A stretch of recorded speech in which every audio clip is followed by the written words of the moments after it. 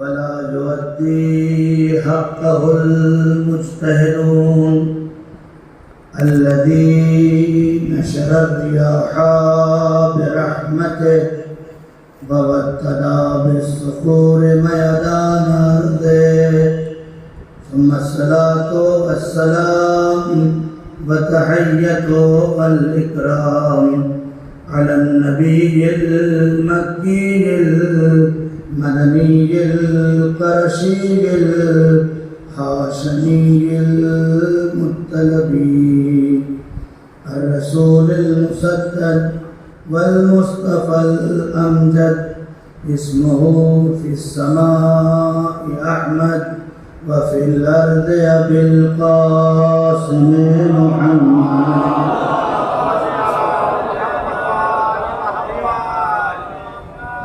وآله الطيبين الطاهرين المعصومين المظلومين الذين أذهب الله عنهم الرجس وطهرهم تطهيرا.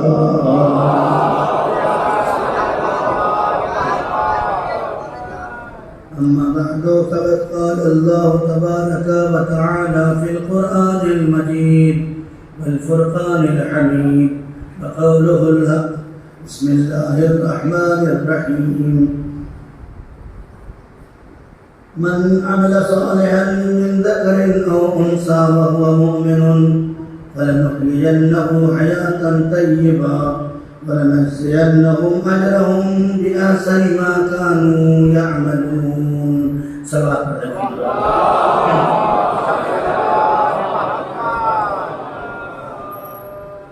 ایک اور بلند ترین صلوات.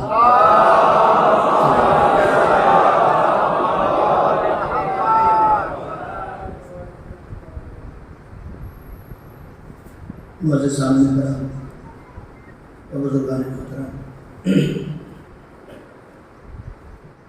اور میرے جوان دوستوں،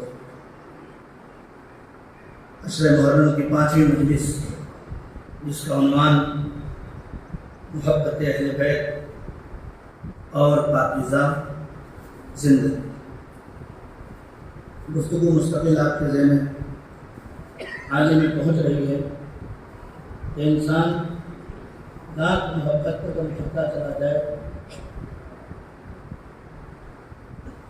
یہ کمال نہیں ہے کہ ہم ان کی محبت کا دم بھریں، اس لیے کہ اللہ نے انہیں ایسا بنایا ہی ہے کہ جو قریب جائے گا وہ محبت کرنے لگے گا. اللہ نے انہیں بنایا ہی ایسا ہے کہ جو قریب ہوتا چلا جائے گا، اس لیے کہ پیاسا دریا کے کنارے سے سیراب نہیں ہو سکتا. پیاس بجھانے کے لیے دریا سے کچھ اپنے اندر لینا پڑے گا، تو ان کی محبتوں کو زبانی دعویٰ بنانے سے نجات حاصل نہیں ہوگی. ایسا نہ ہو کہ جس طرح سے کربلا میں امام حسین علیہ السلام نے کہا کہ ان کی نمازیں مت دیکھو، ان کے روزے مت دیکھو، ان کے وجود پہ نظر مت کرو، دین ان کا لقے لسانی ہے، ابھی دین ان کے گلے سے نیچے نہیں اترا. یہ جملے نہیں ہیں امام حسین کے، یہ امام حسین علیہ السلام نے آخری امام تک پہنچنے کے لیے اپنے کردار کو چیک کرنے کا ایک فارمولہ بتایا ہے. یاد رکھنا، ایسا نہ ہو کہ تم علی علی کے نعرے لگاتے رہنا، تم یا حسین کہتے رہنا، لیکن دین تمہارے گلے میں اٹکا ہو. اب بھی تم دین کے معاملے میں یہ کہو میرا دل نہیں چاہتا، میں یہ کیسے کروں؟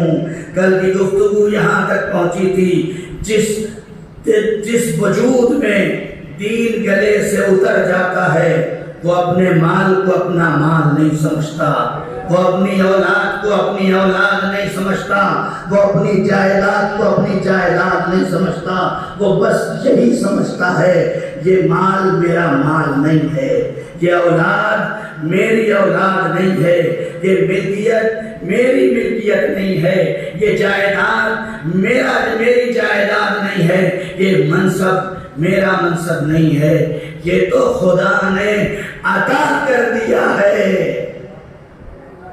یہ اس کا کرم ہے کہ گھر اس کا ہے لیکن میرا کہلاتا ہے، یہ اس کا کرم ہے کہ گھر اس کا ہے لیکن میرا کہلاتا ہے، بیٹے دیے ہوئے اس کے ہیں لیکن میرے کہلاتے ہیں، جائیداد دی ہوئی اس کی ہے لیکن میری کہلاتی ہے۔ اگر واقعاً آپ کی ملکیت ہوتی اور خدا کا کچھ نہ ہوتا تو آپ خدا کا حق نہ دینے کے بعد مالک کہلاتے، غاصب نہ کہلاتے۔ جائیے 73 فرقوں کے تمام علماء سے پوچھ لیجئے کہ اگر کوئی زکوٰۃ نہ دے تو خدا کے حق کا مجرم ہے یا نہیں؟ ہے یا نہیں؟ ہے نا؟ تو اس کا مطلب جو کچھ تمہارے پاس ہے وہ تمہارا نہیں ہے، کس کا ہے؟ خدا کا ہے۔ یہ ذہن و وجود و دل و دماغ و ادراک و فکر میں بٹھا لو۔ جب گھر کے، ہماری زبان میں بزرگ کہا جاتا ہے، دوسری جگہوں پہ مکھیا کہا جاتا ہے، جب گھر کے بڑے کے دماغ میں یہ بات اتر جائے گی کہ یہ جو کچھ میرے پاس ہے میرا نہیں ہے بلکہ یہ خدا کا ہے، تو وہ اپنے بچوں کی تربیت دنیا والوں کے حساب سے نہیں کرے گا۔ توجہ کرے میرے دوستو، اب اس کی تربیت کرنے کا انداز بدل جائے گا۔ میرا بچہ اسکول میں جا رہا ہے تو اس کے اندر دنیاوی رنگ میں رنگائی ہو رہی ہے یا الہی رنگ میں رنگائی ہو رہی ہے؟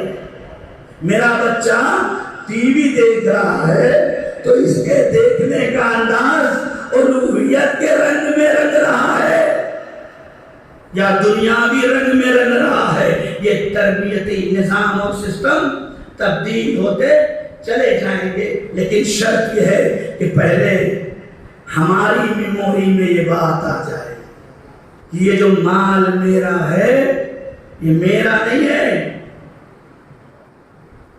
کس کا ہے؟ کس کا ہے؟ خدا کا ہے۔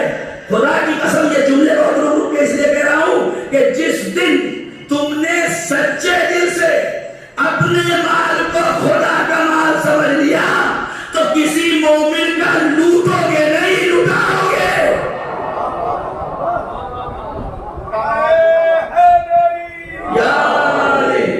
اگر واقعی سچے دل سے اس بات کو تسلیم کر دیا کہ یہ مال میرا نہیں ہے تو اپنے مال سے کسی کو نقصان نہیں پہنچاؤ گے، فائدہ پہنچاؤ گے، اس لیے کہ جو چیز خدا سے منسوب ہوتی ہے وہ نقصان نہیں پہنچاتی، فائدہ پہنچاتی ہے۔ صلوات پڑھتے محمد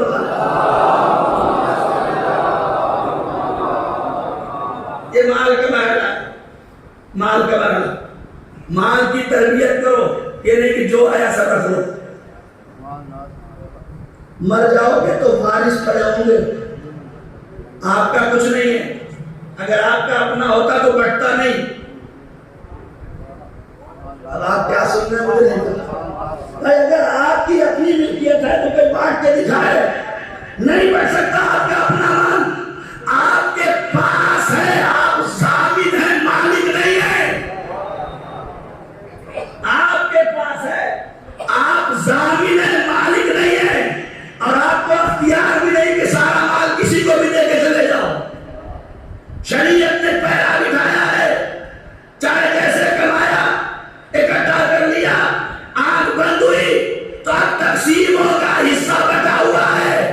تم نے بانٹا نہیں، جس کا تھا اس نے بانٹا، جس کا تھا اس نے بانٹا۔ اس نے کہا بیٹے کا اتنا حصہ، بیٹیوں کا اتنا حصہ، بیوی کا اتنا حصہ، اگر تمہارا ہوتا تو سب کسی ایک کو دے کے چلے جاتے، ہے نا؟ لیکن نہیں، تمہارا نہیں ہے، تمہارا اختیار بھی نہیں ہے۔ بس اختیار اس وقت تک ہے جب تک اللہ نے تمہیں آزاد چھوڑا۔ اللہ اکبر۔ اس وقت تک تمہارے ہاتھوں میں یہ مال اختیار کی صورت میں ہے، تم اس مال سے کسی مومن کے سر کو چھکا دو یا کسی جھکے ہوئے مومن کے سر کو اٹھا دو، کسی بھی بیوہ اور یتیم کو بھوکا رہنے پر مجبور کر دو، یا یتیم اور بیوہ کی زندگی کو روشنی عطا کر دو، یہ تمہیں آزاد چھوڑ دیا گیا ہے۔ جاؤ کماؤ لے جاؤ، یہ مال کی صورت ہے۔ تمہارا مال کتنا بھی ہو جائے اتنا پاکیزہ نہیں ہو سکتا جتنا خدیجہ کا مال ہے۔ صلوات پڑھے محمد وآل محمد۔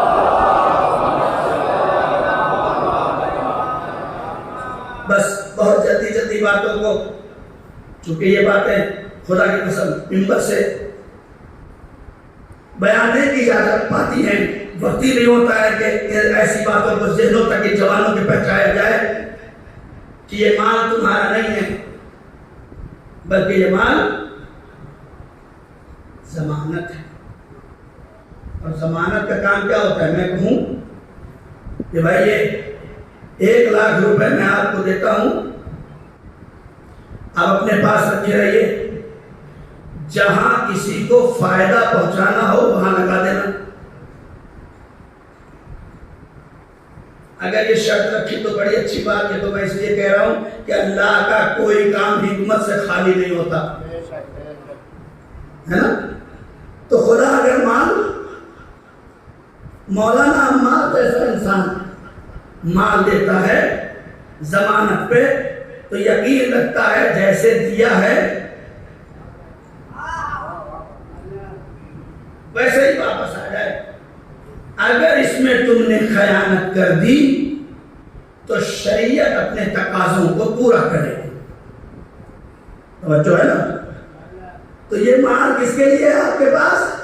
ضمانت کے طور پر۔ تو پہلا مرحلہ ہے مال کا۔ آپ کتنا بھی مال کما لیں خدیجہ نہیں بن سکتے، کتنا بھی کما لیں۔ خدا کی قسم تاریخ میں ہم نے کسی عورت کو اتنا مالدار دیکھا ہی نہیں جتنا کائنات میں خدیجہ کے پاس تھا۔ کل میری گفتگو اگر ذہنوں میں ہو تو بتا دوں، رب دے دوں تھوڑا سا یہاں پہ۔ نبی کے لیے کتابوں میں کیا لکھا؟ ان پڑھ تھے، کام کیا کرتے تھے؟ بکریاں چراتے تھے۔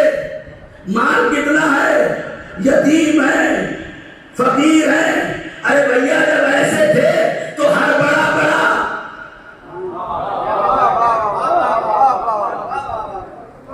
اکابرین مکہ اپنی بیٹیوں کی فہرست لے کے نبی کے سامنے کے کھڑے تھے۔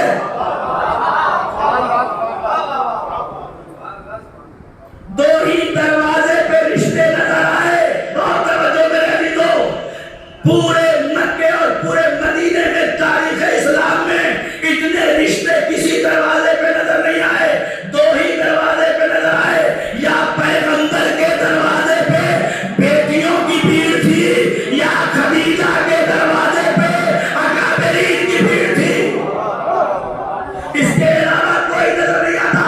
دنیا نے کہا خدا کی قسم یہ رشتے اس بات کی علامت ہے کہ جس کے عقد میں ابو طالب 70 اونٹ کروا دے۔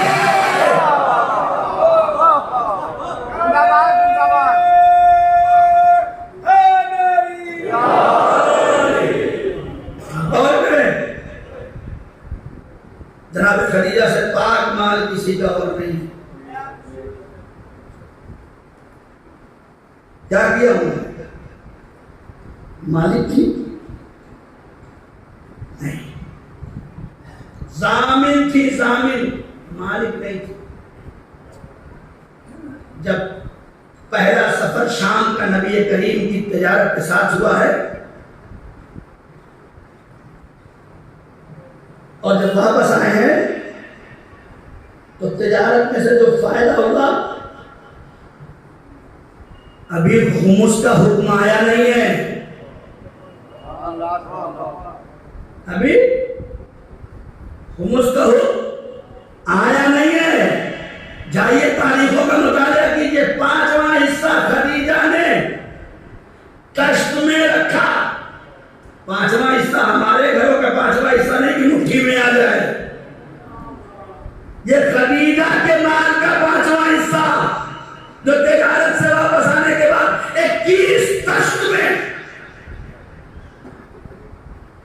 ورقہ ابن نوفل کی ہمراہی میں پیغمبر گرامی کی خدمت میں، ابو طالب کی خدمت میں بھیجا اور کہا کہ یہ ہماری طرف سے ادنا سا تحفہ ہے، اسے رکھ لیجیے۔ بات نہیں پہنچی میرے عزیزو، یہ ہماری طرف سے ادنا سا تحفہ ہے، رکھ لیجیے۔ یہ ابو طالب ہیں، ہمارے جیسے مولانا نہیں جو آ رہا ہے آنے دو۔ نہیں، سوال کر دیا پڑتا، یہ تحفہ کس بات کا ہے، کیوں لے کے آئے؟ آج تک تو ایسا تحفہ نہیں لائے۔ ابو طالب وہ آپ کا بھتیجا ہے نا، اس بار جو قافلے کے ساتھ گیا تو اتنا فائدہ ہوا کہ اب تک سفر تجارت میں اتنا فائدہ نہیں ہوا تھا۔ تو یہ کیا ہے؟ کہا یہ جو کمائی ہوئی، بچت ہوئی سال سفر سے، اس کا کچھ حصہ نکال کے آپ کی خدمت میں پیش کیا ہے، تو میں کیا کروں؟ کہا یہ تحفہ ہے، رکھ لیجیے، کام آئے گا۔ ابو طالب نے آواز دیا کہ مال کی بچت سے آنے والے پیسے کو ابو طالب کی ملکیت نہیں کہتے، ابو طالب کی ضمانت کہتے ہیں۔ کیا کرو؟ ابو طالب نے کہا یہ کشت کو اٹھاؤ اور دیکھو کون کون غریب ہے، کون کون ضرورت مند ہے، اس میں تقسیم کر۔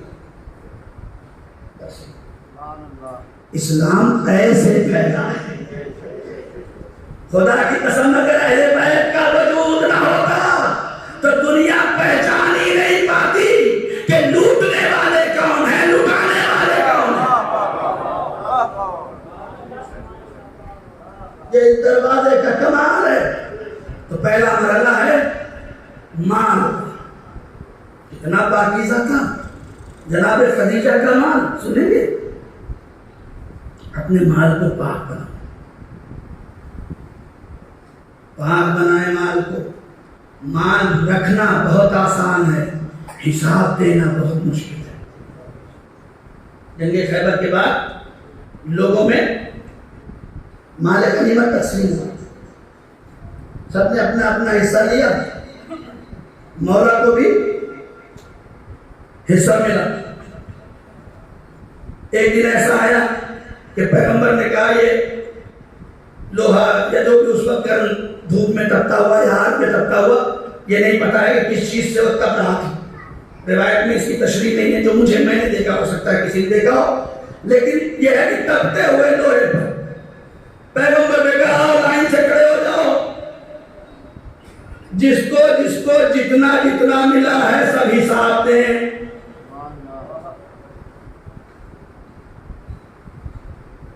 اگر آج وقت کا امام آ جائے اور آنے کے بعد اس مجمع سے کہے کہ جس کو جتنا ملا ہے حساب دو، ہماری کیا حالت ہوگی؟ کیا حالت ہوگی؟ اس لیے کہ مولانا ہم مال تو جانتے نہیں ہیں کہاں کہاں چھپا کے رکھا ہے اور خمس نہیں نکالا ہے، لیکن مولا تو جانتے ہیں کہ نہیں جانتے؟ مولا جانتے ہیں مولا کی نگاہیں اتنی مضبوط ہے، مولا کی کیا، جس کے پہلے کی تلوار کی نگاہیں 70 نسلوں کو دیکھ کے چلتی ہو، تو اس کے آخری کی اصلی آنکھیں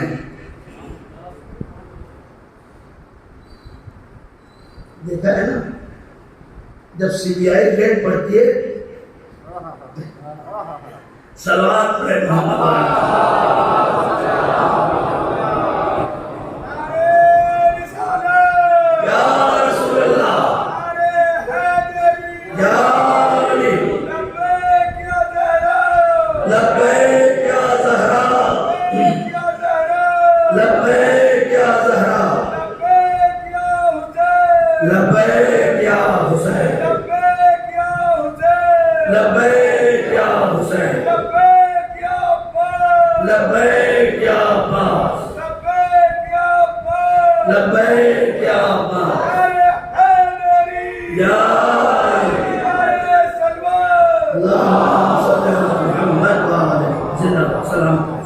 تو پہلا مرن، چونکہ آج کی مجلس کا پہلا حصہ یہ تھا میرا جو آپ کی خدمت میں عرض کیا کہ کوشش کریں اپنے مال کو پاک، ایسا نہ ہو کہ جس طرف سے آ رہا ہے آنے دو، جیسے آ رہا ہے آنے دو، ہے نا، آنے سے پہلے رکو، سوچو آ رہا ہے تو آنے دو نہیں، بلکہ اس سے روک کے پوچھو کہ بھائی تو حلال آ رہا ہے،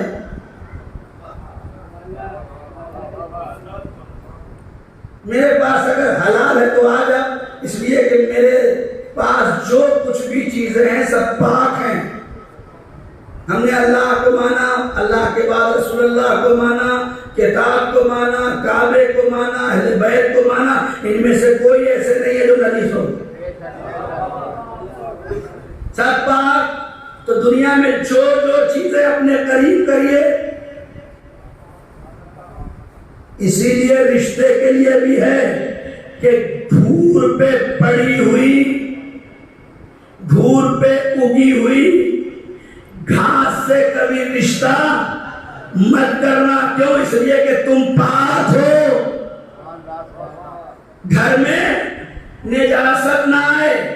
کیوں روک رہا ہوں اتنا، کیوں اتنا آپ سے کہہ رہا ہوں؟ مجھے کیا ضرورت کہ میں آ کے یہاں منبر سے کہوں کہ اپنے مال کو پاک کرو، اپنے رشتوں کو پاک کرو، اس لیے کہ تمہیں صرف کھانا نہیں ہے،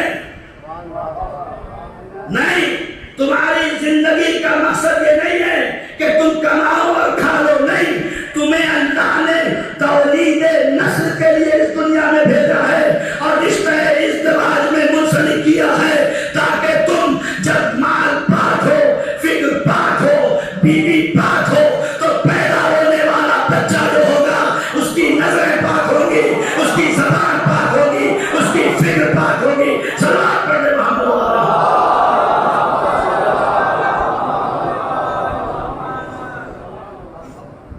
تھوڑا تھوڑا اگر سمٹ سکتا ہوں سمٹ جائیں، اشارہ ہو رہا ہے، پیچھے بننا فل ہو چکا ہے، اور صلوات پڑھتے محمد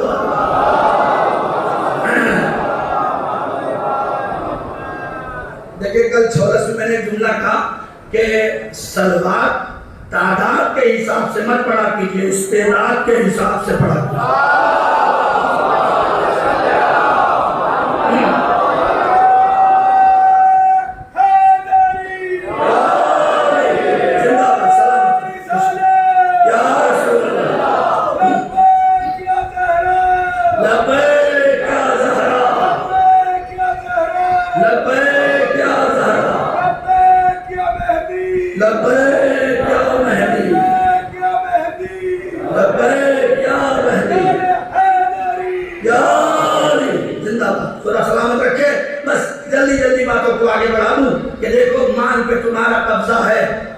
تمہارا نہیں، اسی طرح اولاد پہ تمہارا قبضہ ہے، تمہاری نہیں ہے۔ جتنی بھی چیزیں اپنی زندگی میں رکھ لو وہ سب تمہاری نہیں، یہ عقیدہ ہے۔ کل کی بات آج لا کے عقیدہ کو مکمل کیا میں۔ سب سے بڑے جس کا نام دنیا میں جو سب سے بڑا وہ کون؟ بولیے اللہ، سب سے بڑا اللہ، اللہ سے بڑا کوئی نہیں۔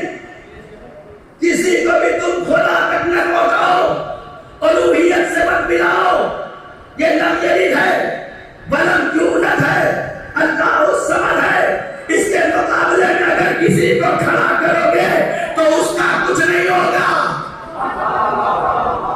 تم پہچان لیے جاؤ گے۔ اسی طرح سے اللہ کے عقیدے کے بعد، اللہ کے بعد دنیا میں سب سے بڑا کون؟ نبی، نبی سے بڑا کوئی نہیں۔ کوئی کتنا بھی بڑا بن جائے میرے نبی سے بڑا نہیں ہو سکتا۔ جو بھی نبی کے مقابلے میں کسی کو لائے، جو بھی نبی کے مقابلے میں کسی کو لائے، میرے نبی کی رسالت پہ حرف نہیں آتا، اس کی حقیقت کا اندازہ ہو۔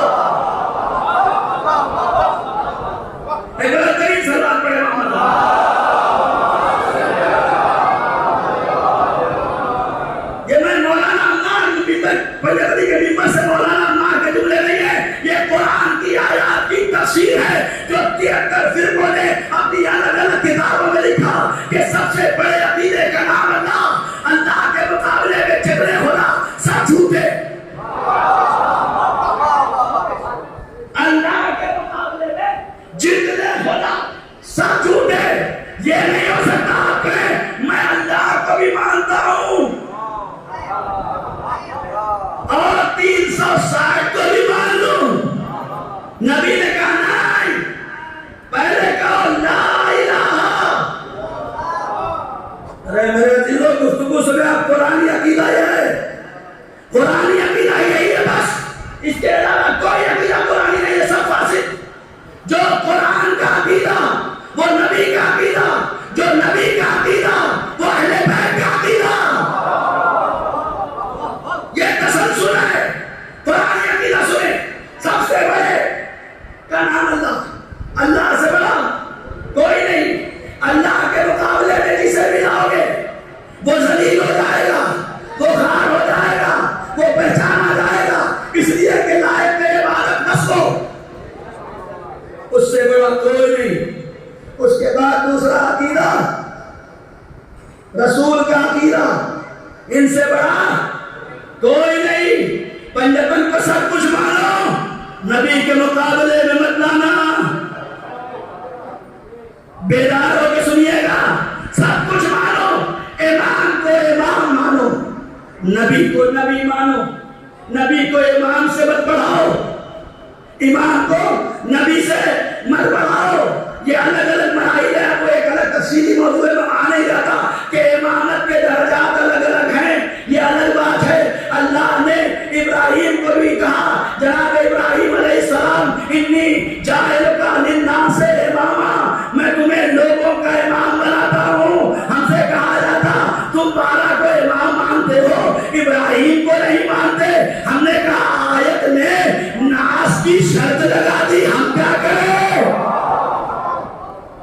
آیت نے لوگوں کی شرط لگا دی، جو لوگوں کا امام ہے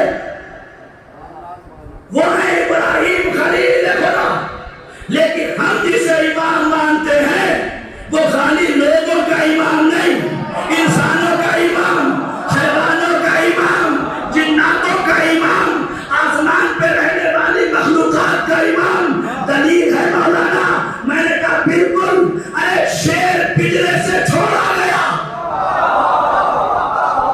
بھوکے شیر پنجرے سے چھوڑے گئے، اور جب قریب آئے تو امام کے کلبے چاٹ کے بتایا ہم حیوان صحیح لیکن امام کو پہچانتے ہیں۔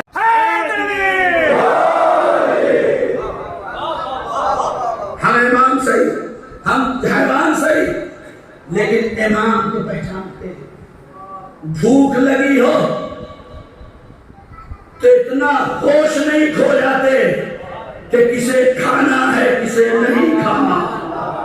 اللہ اکبر، ہم میں ہوش نہیں کھوتے۔ تو نبی دوسرے درجے پر، ان سے بڑا کوئی نہیں۔ ان کے مقابلے میں جو آیا سب جھوٹے نبی کہلائے۔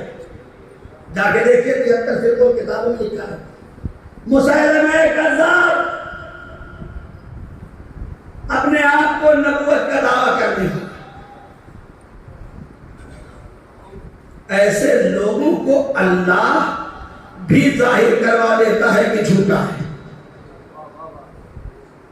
ہمارے اماموں کا کمال یہ تھا کہ لعاب دہن اگر ہمارے نبی کا بھی کمال، لعاب دہن اگر سوکھے کنویں میں ڈال دیں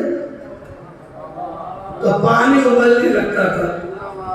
مسیلمہ نے کہا میں بھی نبی، کچھ سسٹم بنایا رہا ہوگا، بیچارہ ایسے تھوڑی آیا تھا۔ ہاتھ پڑھ دے محمد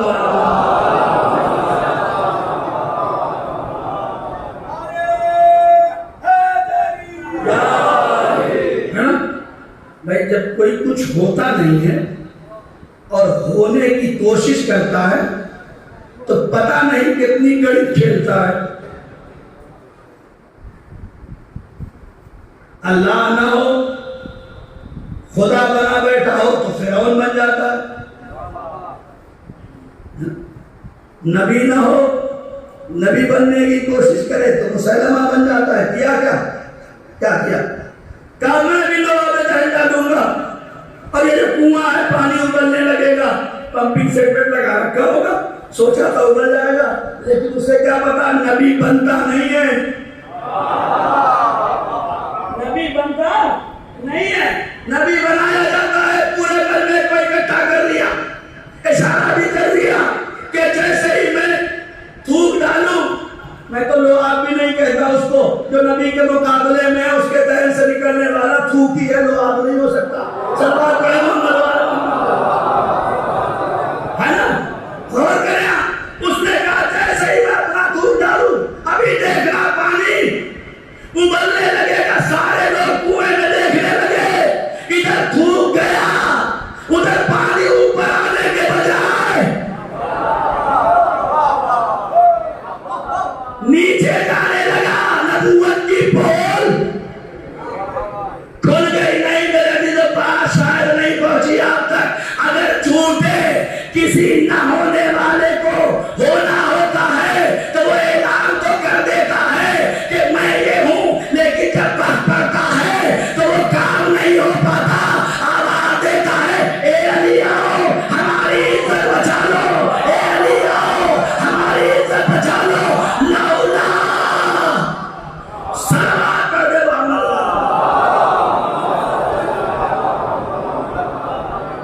بس عقیدہ پورا کر کے قرآن عقیدہ یہ اللہ کو اللہ مانو، اللہ کے مقابلے میں کسی اور کو مانو، اللہ کے بعد نبی کو سب سے بڑا مانو، نبی کے مقابلے میں کسی کو نہ لاؤ، جسے اللہ نبی کہے بس اسی کو نبی مانو، نبی بناؤ نہیں، نبی مانو۔ نبی کے بعد ہے قرآن مجید کی آیتوں سے تیسرا عقیدہ اہل بیت کا عقیدہ۔ انما اعوذ باللہ من الشیطان الرجیم انما یرید اللہ لیذھب عنکم الرجس اہل البیت۔ قرآن کے جملے ہیں، ہم لوگ اہل بیت ایسے ہی نہیں کہتے، قرآن نہیں ہے اہل بیت کا۔ تیسرا عقیدہ اہل بیت کا عقیدہ، اسے مانو، اگر اسے نہیں مانا تو سب بیکار۔ ہاں میں اپنی طرف سے نہیں کہہ رہا ہوں، اگر میں اپنی طرف سے کہوں تو میری زبان کاٹ لیا۔ اللہ نے کہا میرے حبیب جاتے جاتے رکو، ابھی دین کامل نہیں ہوا، نماز تو پہنچا دیا، سب نمازیں پڑھ رہے ہیں لیکن دین مکمل نہیں، روزے رکھوا دیے سب رکھ رہے ہیں لیکن دین مکمل نہیں، حج کروا دیا، خانہ کعبہ کا طواف دین کو مکمل نہیں کرتا۔ بڑی بڑی کمپنیوں میں آپ نے دیکھا ہوگا لیٹر لکھنے والے لکھتے ہیں پرنٹ کرتے ہیں، سب کچھ کرتے ہیں، لیکن یہ لکھے ہوئے کاغذ کی کوئی حیثیت نہیں ہوتی جب تک ڈائریکٹر اپنی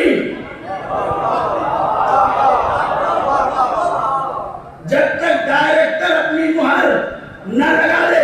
اگر یہ مہر نہیں تو کسی دفتر میں کام نہیں ہوگا، کسی افسر کے پاس ارے جملے بدل دوں، اگر بغیر مہر کے لے کے گئے تو ہو سکتا ہے موڑ کے منہ پہ پھینک دے کہ یہ جھوٹا اور نقلی نامہ ہے، اصلی نامہ نہیں ہے۔ موڑ کے دیکھ کر اس سطروں کی حیثیت بڑھتی ہے۔ اگر یہ مہر ہوتی ہے تو سب سچا، سب صحیح، سب ماننے کے قابل، لیکن اگر یہی مہر نہ ہو تو چاہے جتنا بڑا کرالی ڈالو قبول نہیں ہوگا۔ اللہ نے کہا اسی لیے میں نے غدیر کو پہلے نہیں رکھا، میں نے آخر میں رکھا تاکہ نمازوں پہ سند لگ جائے، روزوں پہ سند لگ جائے، حج پہ سند لگ جائے، زکاتوں پہ سند لگ جائے، خمس پہ سند لگ جائے، ہر ایک پر مہرے ولایت علی ابن ابی طالب علیہ السلام ہو، اللہم صلی علی محمد وعلی محمد۔ یہ عقیدہ مولانا عمار کا نہیں، یہ نبی کا عقیدہ ہے جو پیش کر رہا ہوں، میں اپنی طرف سے نہیں کہتا۔ اگر نماز علی کی ولایت کے بغیر ہے تو بیکار، یہ میں نے نہیں کہا، یہ اسی نے کہا جس نے نماز دی ہے۔ یا علی یا علی یا علی، اگر کوئی انسان ہر دن روزہ رکھے، ہر ایک کی کتاب میں مل جائے نبی کا جملہ، یا علی، اگر کوئی انسان ہر دن روزہ رکھے، پوری رات عبادت کرے، کوہ صفا اور مروہ کی صحیح پہ صحیح کرتا چلا جائے، کوہ احد کے برابر خیرات کر دے، سب کچھ کر لے یا علی، لیکن اگر تیری ولایت نہیں،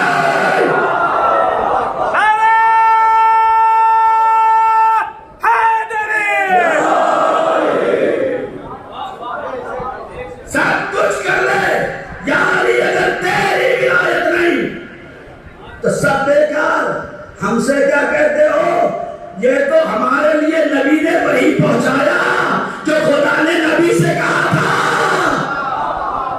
یہ تو خدا ہی نے کہا ہے، اے میرے پیغمبر نمازیں پہنچا دی، روزہ پہنچا دیا، حج پہنچا دیا، اے میرے حبیب نماز پہنچا دو، اے میرے طٰہٰ روزہ پہنچا دو، اے میرے والشمس زکات پہنچا دو۔ جب یہ پہنچانے کی بات تھی تو اللہ حبیب کو طٰہٰ، یاسین، مزمل، مدثر کہہ رہا تھا، لیکن جب دین کے استکمال کا مرحلہ آیا تو اب نبی کو ان کے منصب سے پکارا، یا ایھا الرسول بلغ،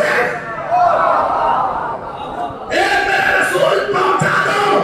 یہی پہ اگر آیت ختم ہو جاتی تو بات ختم ہو جاتی، آگے آئے پڑی، اگر اسے نہیں پہنچایا تو کچھ نہیں پہنچایا،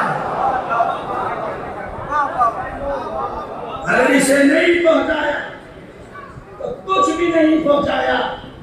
وہ تو نبی نے لفافے میں رکھ کے ہمیں دے دیا، جو لہجہ اللہ نے منصب تھا نا، ذمہ داری تھی نبی کی، اگر نبی نہ پہنچاتے تو مشکل تھا۔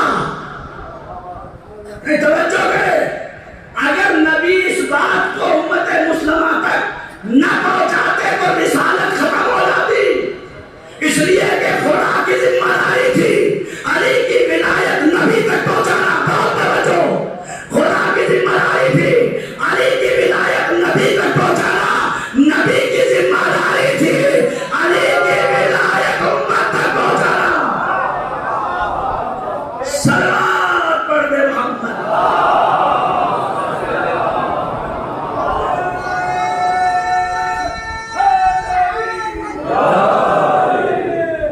میرے عزیزو، یہ نبی کی ذمہ داری تھی کہ اہل بیت کو دنیا تک پہنچائے، امت تک پہنچائے۔ مشکل ہماری ہے کہ ہم نے نبی کی دی ہوئی ذمہ داریوں کا اقرار نہیں کیا۔ جو ہمیں تسلیم کرنا تھا اسے چھوڑ دیا، جسے چھوڑنا تھا اسے تسلیم کر دیا۔ یہ ہماری مشکل ہے، ورنہ شاعر کو یہ نہ کہنا پڑتا کہ مال اسلام نے بانٹا تو چلی بھیڑ کی بھیڑ۔ مال اسلام نے بانٹا تو چلی بھیڑ کی بھیڑ، خون اسلام نے مانگا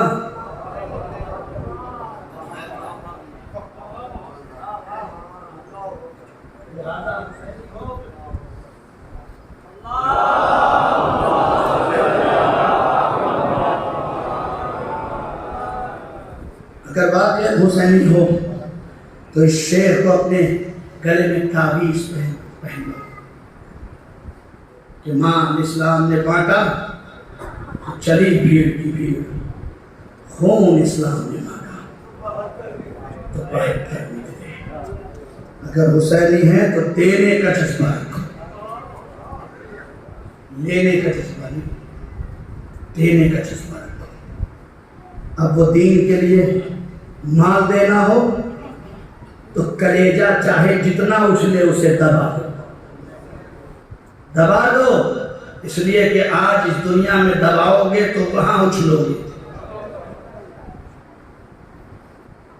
مال دیتے ہوئے تکلیف ہوتی ہے، لیکن حسین کو نہیں، کربلا والوں کو نہیں، سب کچھ اولاد دینا ہوا۔ ایک روایت دکھا دیجئے جس میں حسین نے کہا یہ میرا بیٹا ہے، میں کیسے دوں؟ ایک روایت دکھا دیجئے، کسی کا جوان بیٹا اگر ہو، یہ جذبہ لائے کہاں دنیا؟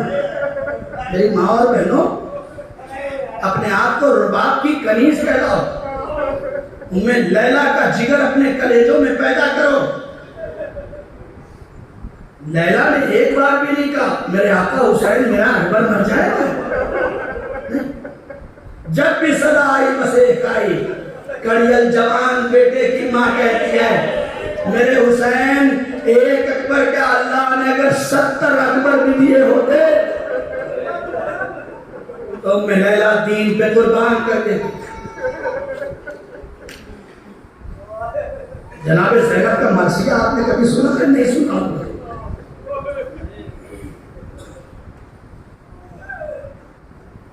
خدا کی قسم 5 محرم آ گئی، آدھا محرم گزر سال بھر اس انتظار میں رہے محرم آ جائے، محرم آ جائے، محرم آ جائے۔ اے شہزادی 5 محرم گزر گئے، آدھا محرم ہم سے گزر گیا۔ بی بی بس ایک دعا کر کے مسائل شروع کرتا ہوں۔ بی بی یہ بڑے محنتی ہیں، ان عزاداروں نے اپنا سب کچھ چھوڑ کے آپ کی عزاداری میں شریک ہونے کا عہد کیا ہے۔ بی بی ہم خاطی انسان ہیں، ہم گناہگار ہیں، ہم سے کسی مومن کے بارے میں غلطی ہی سے کچھ نہ کچھ خطا ہو جاتی ہے، کسی عزادار کے بارے میں جملہ نکل جاتا ہے، کسی مجلس کرانے والے کے بارے میں فکریں بدل جاتی ہے۔ بی بی آپ ہمیں معاف کر دیجئے گا۔ بی بی اگر ہم سے کوئی خطا ہو جائے تو آپ سے بڑا کوئی معاف کرنے والا نہیں۔ ہاں دادارو رو اس لیے کہ کوئی روئے یا نہ روئے، ایک شکستہ پہلو ماں اپنے لال پہ گریا کرنے آ جاتی ہے۔ ہاں دیرو بس جلدی مسائل ختم کر دوں۔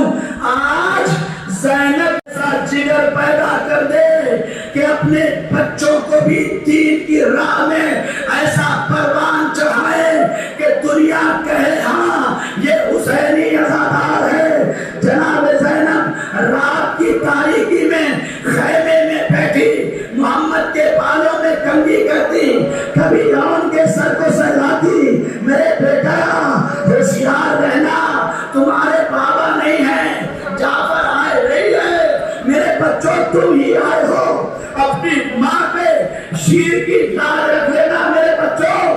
اے میری مادر گرامی کرنا کیا ہے؟ کہا تیرا صدر بہت پیاسا ہے۔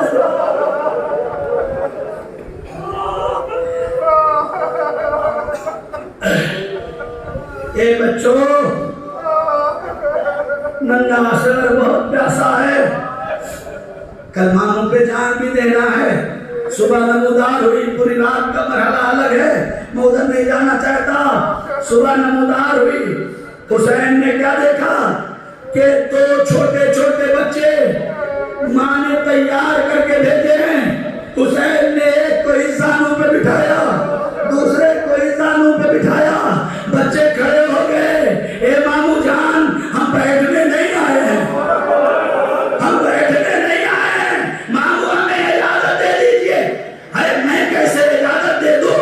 تم میری زینب کے بچے ہو، تم میری بہن زینب کے بیٹے ہو. اے ماموں، ارے ہماری ماں زینب نے ہی ہمیں تیار کر کے بھیجا، ہماری ماں زینب نے تیار کر کے بھیجا ہے.